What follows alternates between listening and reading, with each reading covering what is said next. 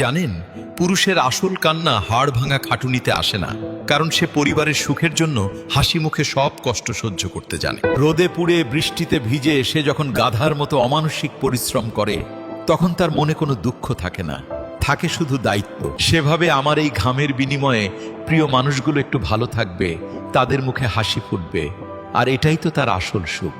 নিজের ছেঁড়া জামাটা লুকিয়ে রেখে সে যখন সন্তানের জন্য নতুন জামা কেনে, তখন তার বুকের ভেতরটা অদ্ভুত প্রশান্তিতে ভরে। কিন্তু জানেন কি, এই পাহাড় সম ধৈর্যশীল মানুষটারও বুকটা ভেঙে চুরমার হয়ে যায় ঠিক তখনই, যখন সে পায় শুধুই চরম অবহেলা। তার সত্যিকারের মৃত্যু তো তখন হয় যখন সে আবিষ্কার করে তার এই ত্যাগের কোনো মূল্যই নেই তার আপনজনদের কাছে। আজ যাদের সুখের জন্য সে নিজেকে তিলে তিলে ক্ষয় করে ফেলল, দিন শেষে তারাই তাকে চরম অপমান আর অবহেলার চোখে দেখে ফেলে। পৃথিবীর সবচেয়ে ভারী বোঝা পাথরের নয়, বরং সেই মুহূর্তের যখন প্রিয় মানুষগুলো তাকে 2 পয়সার মানুষ মনে করে বসে।